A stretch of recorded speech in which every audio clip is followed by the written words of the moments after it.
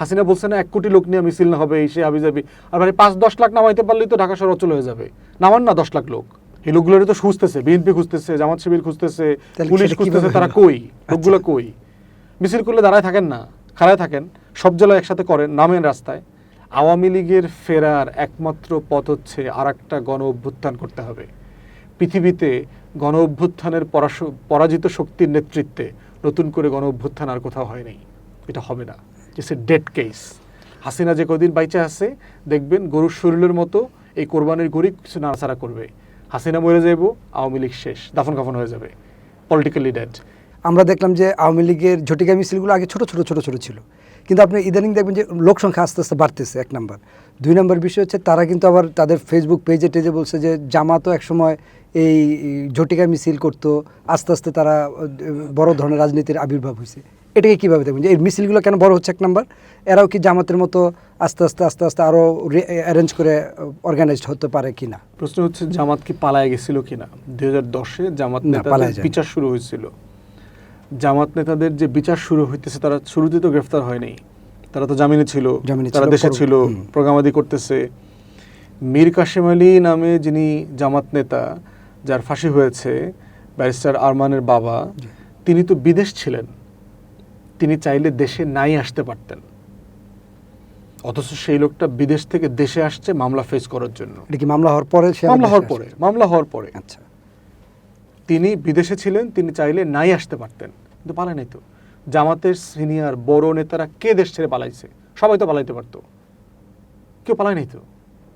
তাহলে প্লাস হলো জামাত তো ক্ষমতাসীন দল না, বিরোধী দল। 2010 সালে তো জামাত বিরোধী কোনো গণ অভ্যুত্থান হয় নাই। জামাত ক্ষমতায় ছিল, দেশের পুলিশ র্যাব ব্যবহার করে হাজার হাজার দেশের মানুষকে মারছে, এরকম কোনো ঘটনা তো ঘটে নাই। আওয়ামী লীগ তো ক্ষমতায় থাইকা পালাইছে, গণ অভ্যুত্থান হয়েছে, দেশের কোটি কোটি মানুষ রাস্তায় নাইমা আসছে আওয়ামী লীগকে বিতরণ করবার জন্য। তো সেই রকম একটা রিয়েলিটি তো জামাতের সাথে প্রযোজ্য না।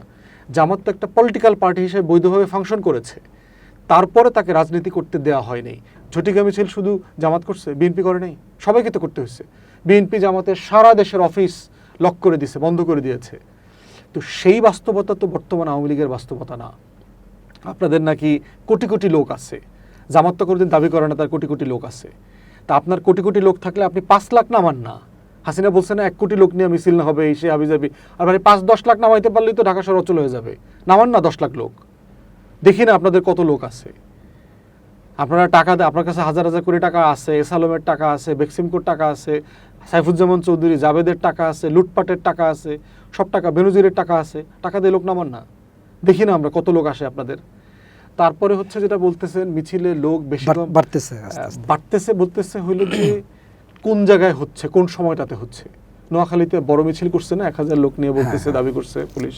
কই লোকগুলো কই এখন?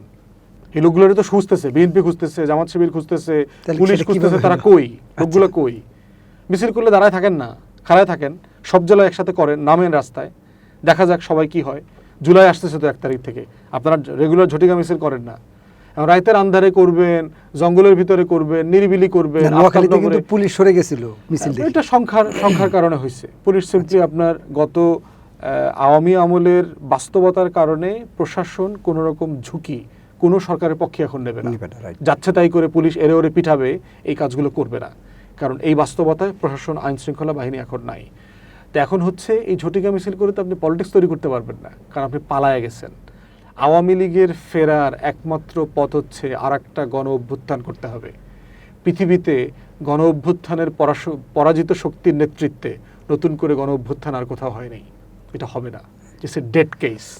হাসিনা যে কদিন বাইচে আছে দেখবেন গরুর শরীরের মতো এই কোরবানির গরু কিছু নাড়াচাড়া করবে। হাসিনা মরে যাইব, আওয়ামী লীগ শেষ, দাফন কাফন হয়ে যাবে, পলিটিক্যালি ডেড।